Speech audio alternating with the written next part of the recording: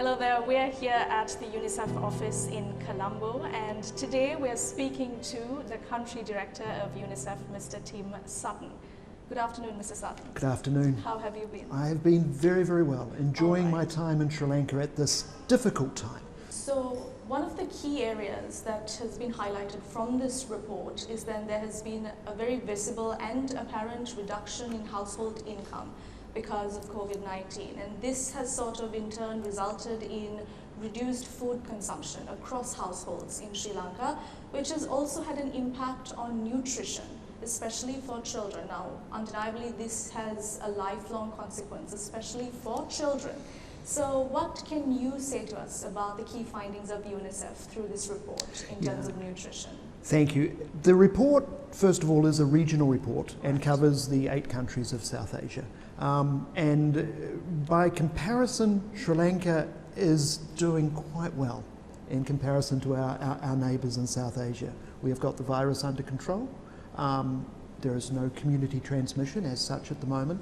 We have witnessed a very strong and quick response from the government with the emergency cash transfer program, which we think 5,000 rupees to 5.7 million households. This was a great start.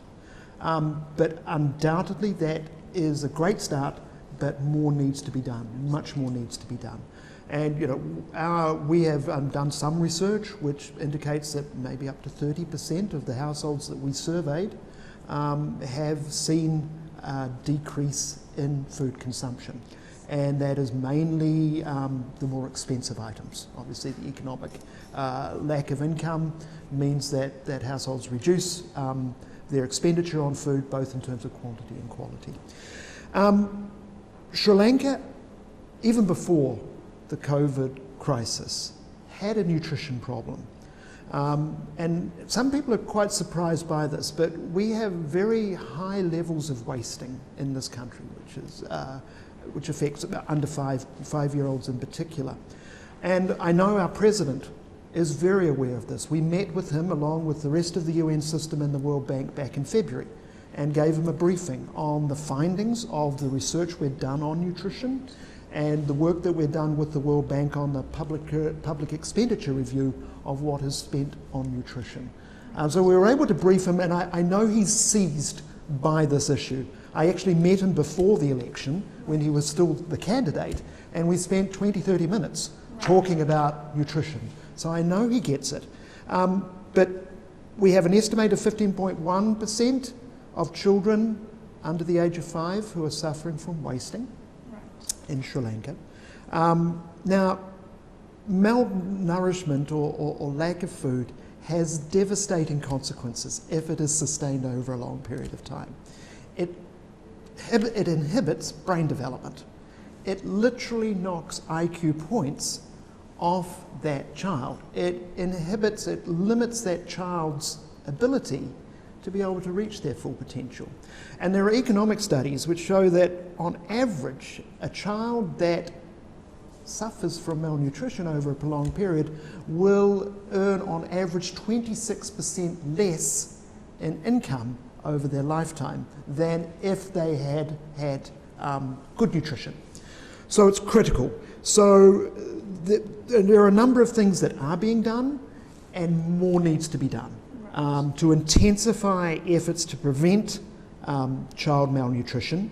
We need to do more to protect, promote and support breastfeeding.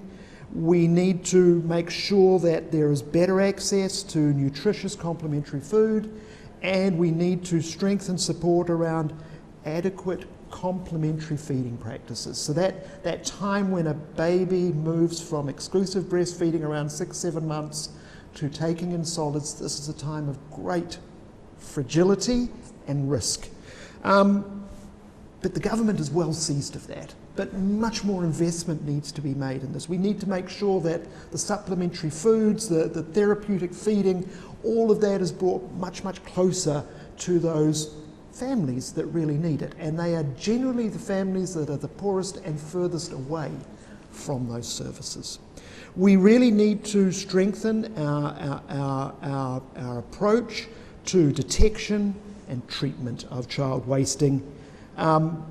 And we need to focus on this now, because we are seeing through our limited amount of research that food intake is decreasing in some households in Sri Lanka, and that is borne out across South Asia as well. We're not unique in this, but we are going to have to strengthen our ability to be able to detect those cases and provide treatment to them.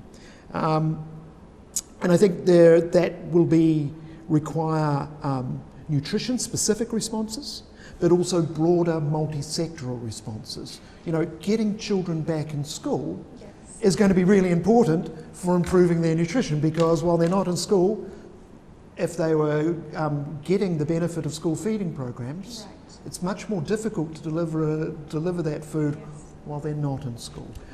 You know, our supplementary food, the Triposha factory, we need to make sure that is well functioning, that they have plenty of supplies, and that they're able to get those out to where it's needed.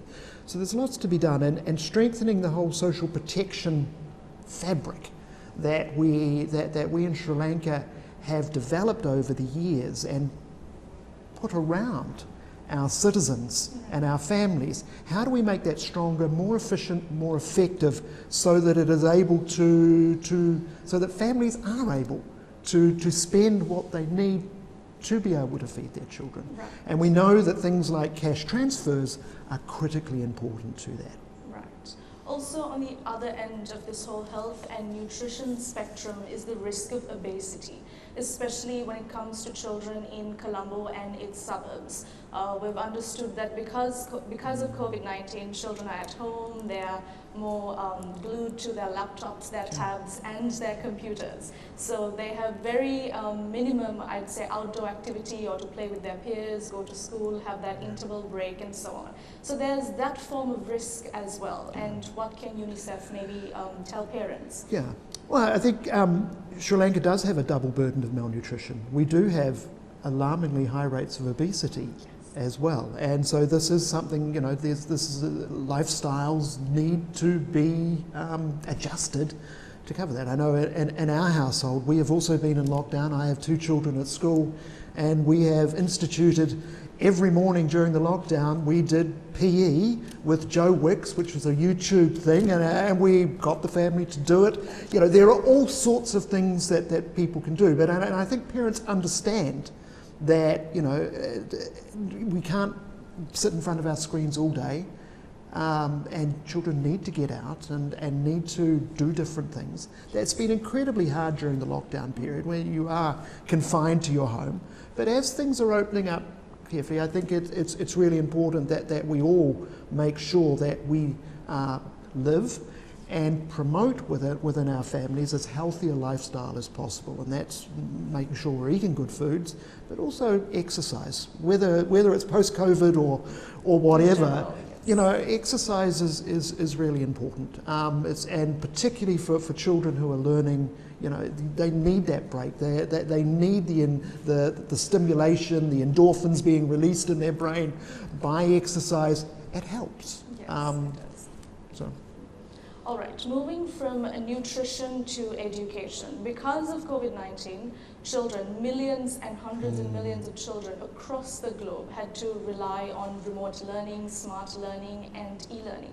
However, in Sri Lanka, only 40% of the total school population had the ability to access smart learning and e-learning.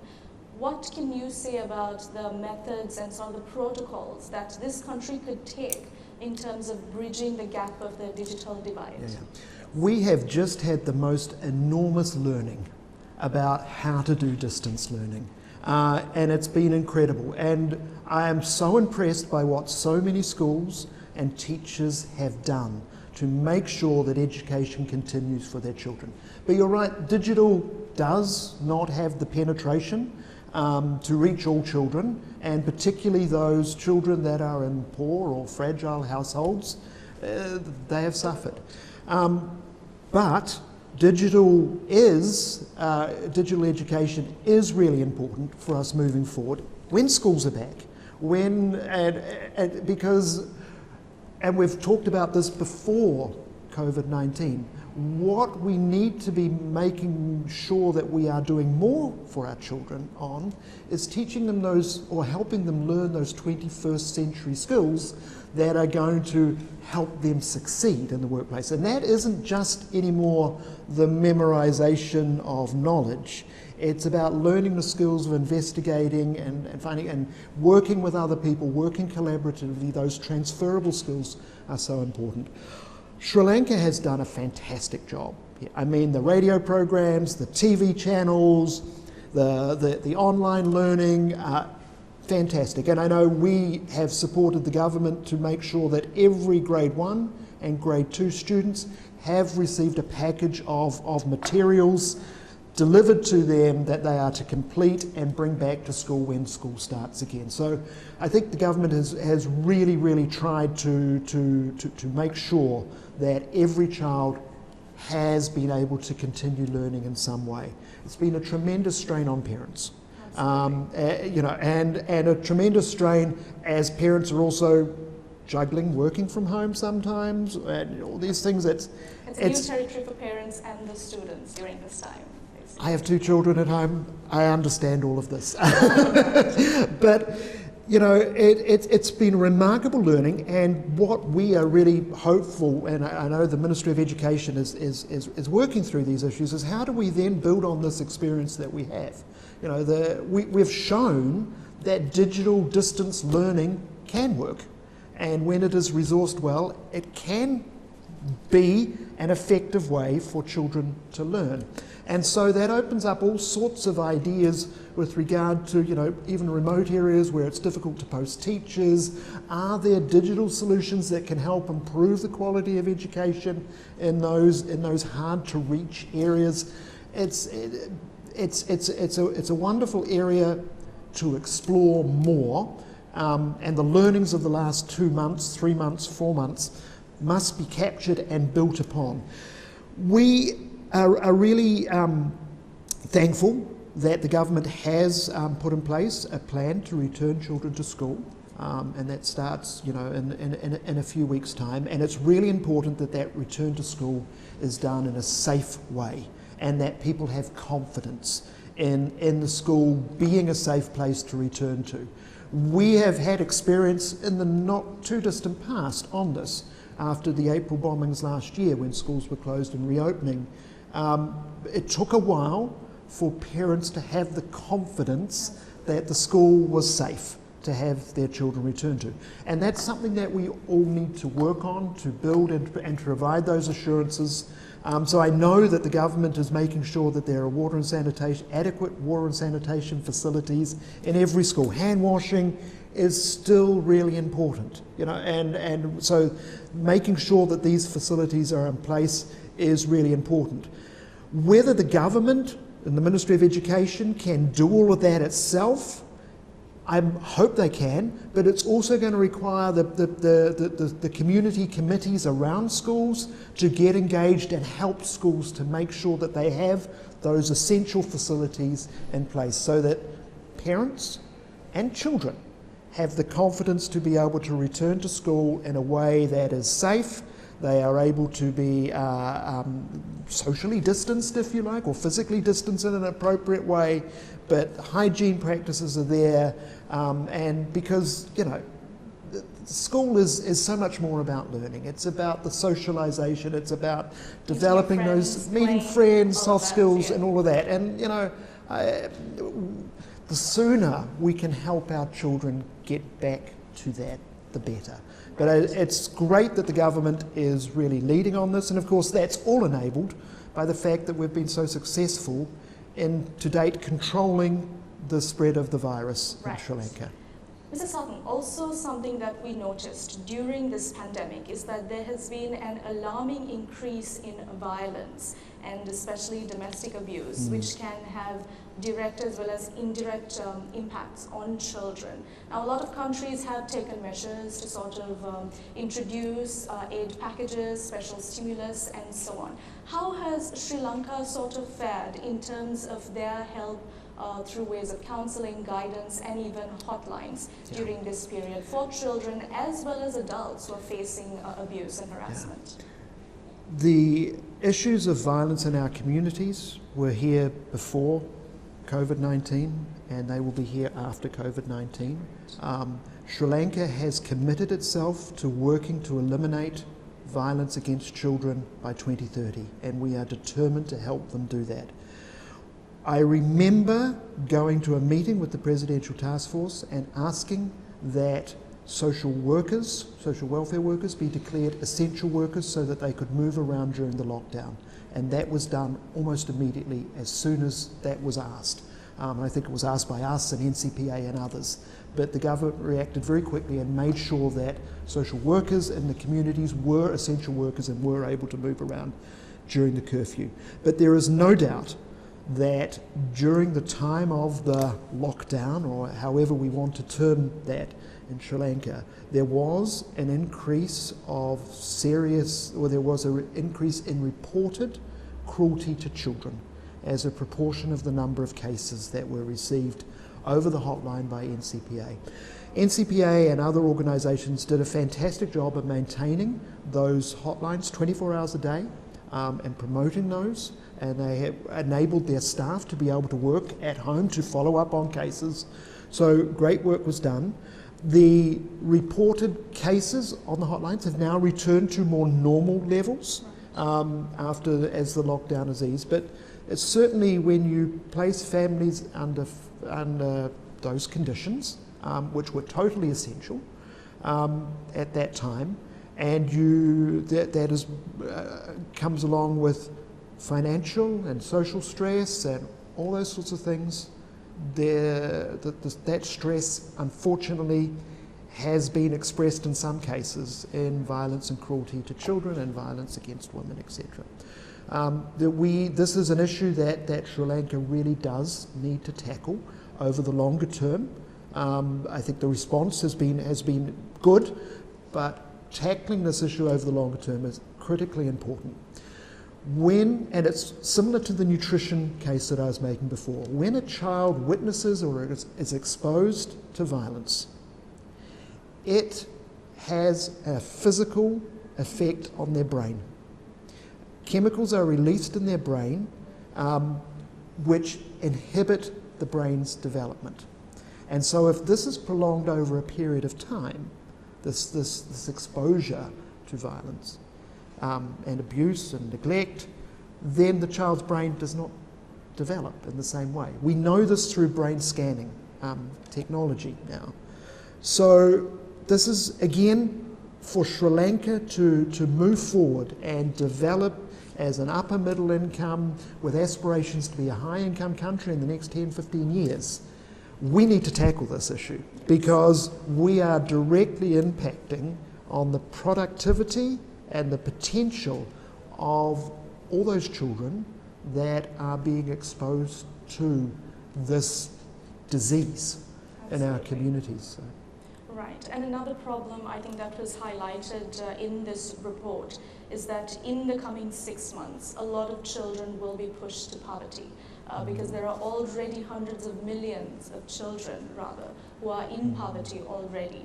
So this might also lead to children sort of taking up work at a very early age. They'll be pushed to child labor, exploitation, and so on.